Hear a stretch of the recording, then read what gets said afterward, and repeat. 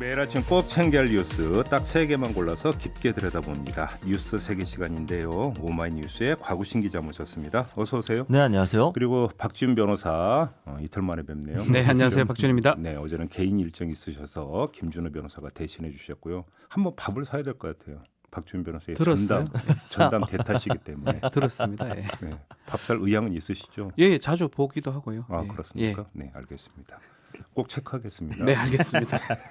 자, 첫 소식 가보죠. 네, 윤석열 검찰총장 측이 논란이 되고 있는 판사 불법 사찰 의혹 문건을 전격 공개했습니다.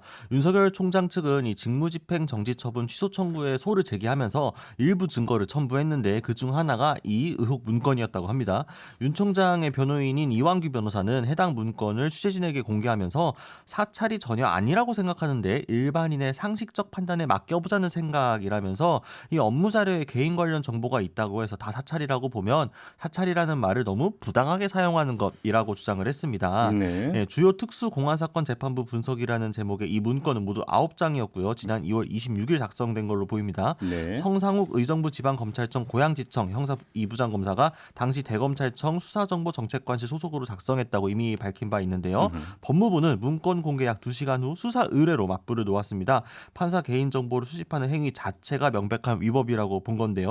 특히나 해당 내용이 정말로 이 상식적 판단에서 업무 관련 개인정보 수준으로 볼 수 있는지 논란이 일고 있습니다.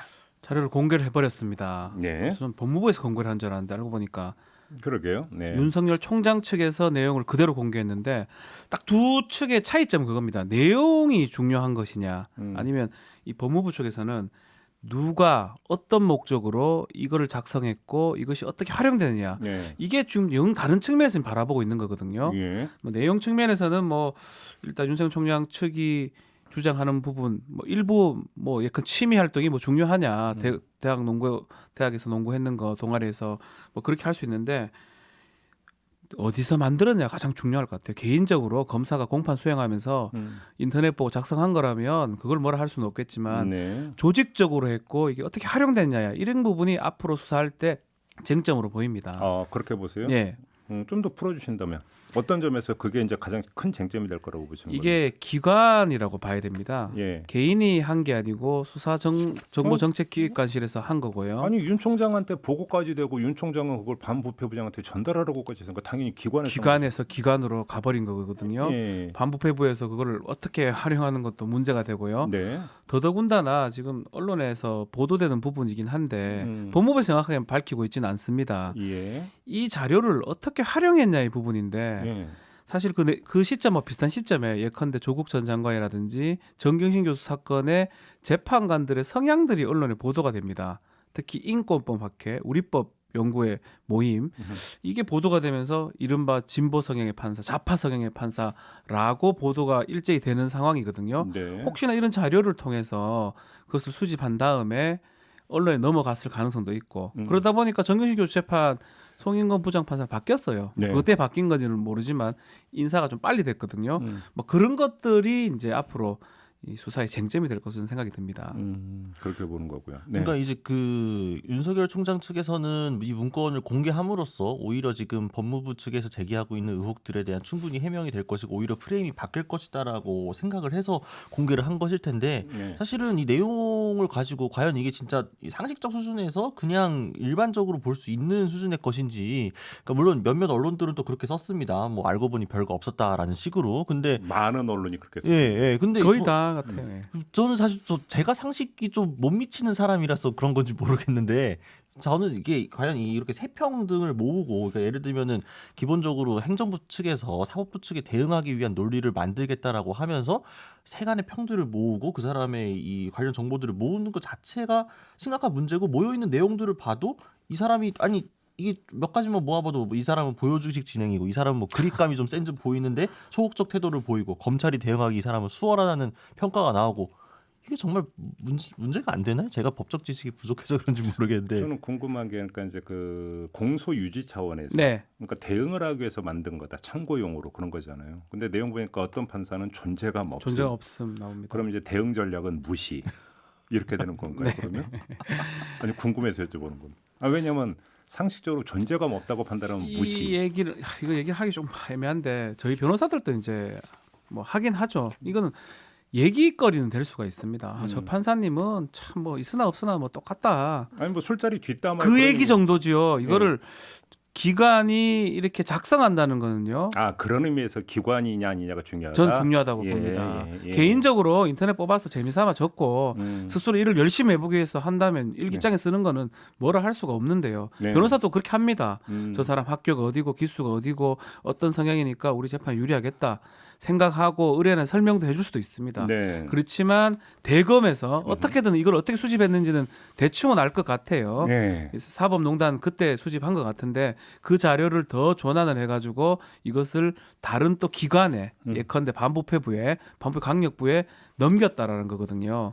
이런 부분을 봐야 되지 이 내용 하나하나를 보는 건 아닙니다. 요거는 공개된 내용이지 더 있을 수도 사실 있는 거고요. 알겠습니다. 근데 아무튼 윤석열 총장 측에서도 이거를 선제적으로 이제 공개를 했던 것은 이게 가장 결정적인 그 키가 될 거다. 그렇죠. 그래 뭐 이런 봤겠죠. 판단을 했기 때문에 이제 그 뭐라고 할까 이제 선제적으로 나섰다. 뭐 이렇게 해석을 하는 게 상식적 판단이겠죠, 이것도. 그렇죠? 본인들이 봤을 때 내용은 크게 문제 없다고 생각하는 것 같아요. 그렇습니다. 예. 아무튼 이 문제가 좀 그 면밀하게 검토가 돼야 될 것 같은데요. 잠시 후 3부에서 또 짚을 거고요. 그다음에 오늘 금요일이기 때문에 저희 본방 끝나고 천기 누설이 진행이 되는데요. 여기서도 좀 짚어볼 계획입니다. 좀 잠시만 기다려 주시고요.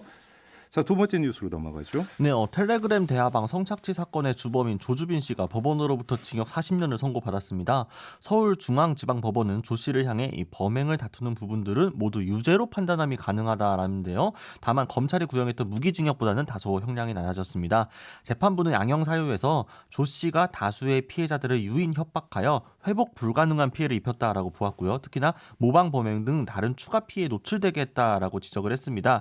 그럼에도 조 씨는 피해자들을 속였을 뿐만 아니라 협박 강요를 하지 않았다는 주장을 한다라면서 피해자 수와 이들의 피해 정도 그리고 범행으로 인한 사회 해악 등을 고려할 때 피고인을 장기간 사회에서 격리할 필요가 있다라는 건데요. 네. 또한 조 씨가 운영했던 이 박사방을 범죄 집단으로 인정을 하고 범죄 단체 조직죄를 추가 적용을 했습니다. 네. 한편 이제 텔레그램 대화방 성착취 엠번방 사건의 이 피해자 측은 이날 그 기자회견을 열고 일부 아쉬움을 표하긴 했지만 조주빈이 실형 처벌을 받은 데 대해 유의미하게 평가를 했고 앞으로 있을 그 재판들에 대해서도 엄벌을 강조를 했습니다. 또한 사법부의 성인지 감수성에 대해서도 당부를 했습니다. 역시 핵심은 범죄 집단으로 인정을 했다라는 네. 바로 이거 아니겠습니까? 여기 인정 안 됐으면 40년형도 어려웠을 겁니다. 네. 그래서 인정되면서 40년인데 무기징역을 구형했거든요. 네, 검찰은 네. 무기징역을 구형을 했죠. 사실상 살인 사건이나 뭐 이거 아니고는 무기징역을 선고하는 데는 재판부가 또 그런 경우는 많지는 않습니다. 그러다 보니까 유기징역의 가장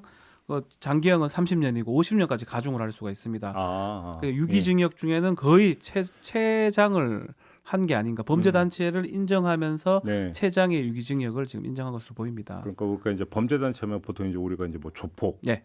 그 조직 폭력배 뭐 이런 것들만 상상을 했는데 그게 아니다. 그렇죠. 이게 하나하나 구성품이 돼가지고 예. 이것들이 범죄 단체를 구성했을 때 예. 성립하는데 이 사람이 몸으로 이제 한 명 한 명 하는 것도 되지만 온라인처럼 이렇게 기능적으로 하는 것도 범죄 단체가 될 수 있다라고 이제 판례가 된 것이죠. 네, 그러니까 이제 온라인의 이제 비대면 방식으로 이제 어떤 대화방에서 이루어진 거기 때문에 이거를 과연 범죄 조직으로 볼 수 있느냐가 사실 좀 쟁점 중에 하나였죠. 하지만 어쨌든 이제 모여가지고 성착취물에 대한 제작을 의뢰를 하고 실제 그 제작을 실행을 하고 또 그 과정에서 이제 뭐 조주빈 등이 일단 지시 같은 것들도 실행이 되고 하는 점들을 봤을 때 이거는 범죄 조직으로 봄이 타당하다라고 재판부가 판단을 했고 네. 그 향후 재판들에도 상당히 유의미한 그 판단이지 않을까 싶습니다.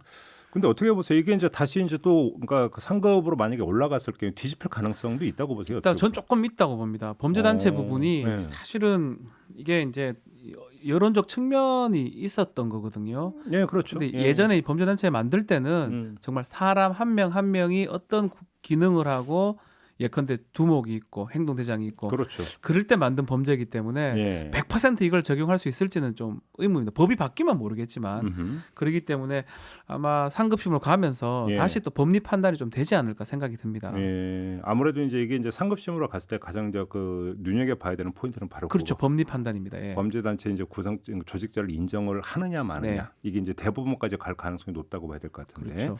이거에 따라서 만약에 이게 대법원에서 확정이 된다면 이게 판례가 되면서 그러니까 그 적용될 경우가 상당히 많다고도 볼 수 있는 거죠. 상당히 많죠. 이게 사실 이런 어떤 N번방이나 성착취 이런 방 같은 경우는 당연히 저는 뭐 개인적으로 범죄 단체로 적용이 되는데 여러 가지 이제 온라인에서 일어나는 게 범죄 단체로 어떻게 구성이 될 여지가 있습니다. 뭐 예컨대 약간의 사기라든지 아니면 뭐 다른 어떤 그런 것도 온라인에서 일어나는 어떤 의사 교환이라든지 이런 게 범죄 단체가 될 여지도 있는 거거든요. 또 가벌성이 또 확대될 수가 있습니다. 그런 부분 때문에 아마 상급심에서 이 범죄 단체 법리를 정확하게 판단하지 않을까 생각이 듭니다. 알겠습니다. 네. 근데 어쨌든 이제 이 박사방 같은 경우에는 기본적으로 그러니까 이걸 실행하는 사람들 운영진들이 정확하게 어쨌든 그 각자의 명칭과 함께 역할들이 분배가 돼 있잖아요. 너는 이걸 담당하고 너는 이거 누구는 이제 협박을 직접적으로 하고 누구는 제작을 의뢰하고 이런 식이 있었기 때문에 예. 사실상 이제 일반 범죄 조직과 플랫폼만 온라인이었을 뿐이지 뭐 동일하다라고 본 거기 때문에 향후에서도 이게 잘 유지가 됐으면 좋겠습니다. 네. 네, 알겠습니다.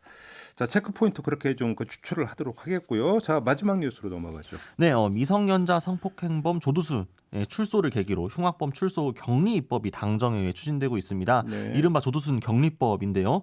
미성년자 성폭행범인 조두순이 출소를 하고 또 피해자 가족 이사를 하는 등의 계기로 비판 여론이 높아진 것을 감안을 한 겁니다. 네. 일부 강력범의 경우 형기를 마친 경우라고 하더라도 일정 기간 동안에는 보호시설에 격리할 수 있도록 하는 게 요지입니다. 다만 조두순의 경우에는 소급 적용하지 않습니다. 네. 이제 아동을 상대로 성범죄를 저질러 중상해를 입히거나 상습적으로 범죄를 저질러 재범 우려가 큰 흉악범으로 제한을 한다고 하지만 네. 이게 어쨌든 보호수용제에 대한 대체 입법이라 논란이 좀 상당할 것으로 보입니다.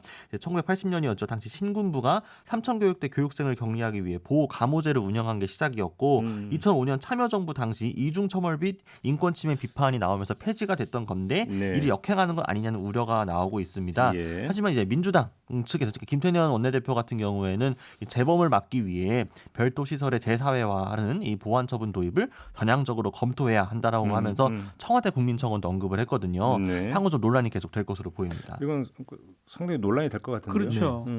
보호감호 사회보호법이 예전에 상당히 문제가 됐기 때문에 2000년 이상 넘어와서 이게 이중처벌로 폐지가 된 거거든요. 예. 그 와중에 많은 일들이 있었습니다. 뭐 단순 절도로 뭐 보호감호를 받기도 하고 원래 받은 징역에서 더 이게 사실상 말만 보호감호지 징역을 2번 사는 꼴이 되다 보니까 이중 처벌이 아니냐라고 문제가 됐는데 지금 이제 이 법은 이름 자체는 보호 수용법이라고 표현하는데 예. 내용은 비슷합니다. 다만 범죄가 질이 달라요. 살인을 뭐 2회 몇 회 이상 했거나 미성년자한테 뭐 중상해를 가해서 성범죄 저질렀거나 이렇게 이제 약간 그 아주 강력하게 정확하게 정해 놓긴 한데 그래도 기본 취지는 처벌을 2번 하는 어떤 이중 처벌의 뭐 비판을 좀 피하기는 좀 어렵지 않을까. 뭐 독일 같은 데는 보호 수용제가 있긴 한데요. 예.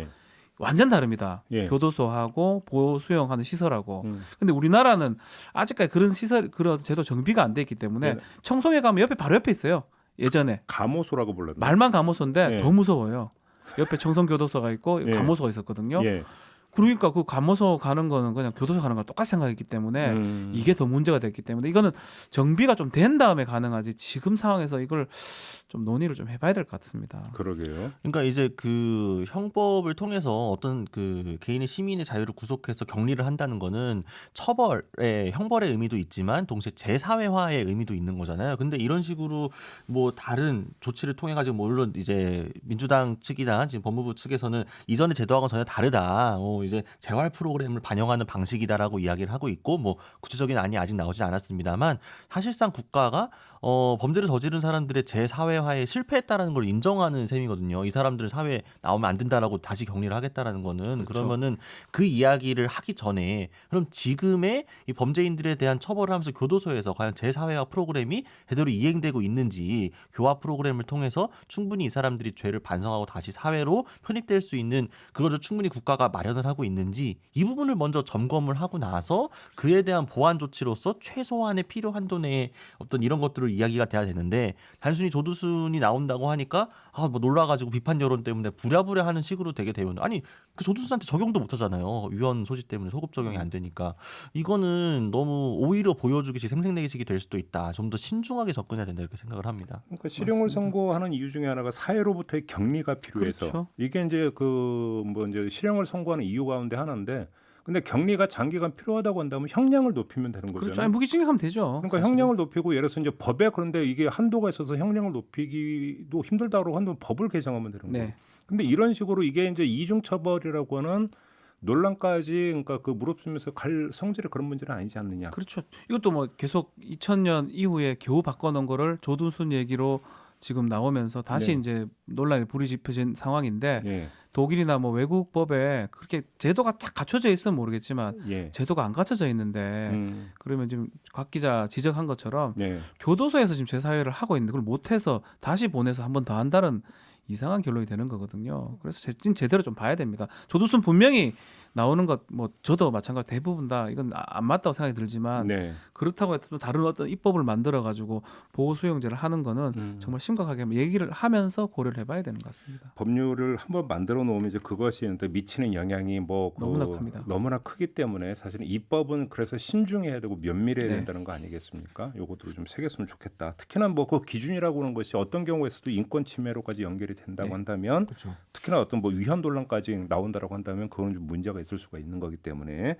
이건 뭐 그냥 이렇게 뭐 일사천리로 그러니까 진행될 수 있는 이런 성질의 문제는 아니다. 이건 좀 분명히 확인을 좀 해야 될 것 같습니다. 네. 자, 곽우신 기자, 박지훈 변호사와 함께했던 뉴스 세계였습니다. 고맙습니다. 감사합니다.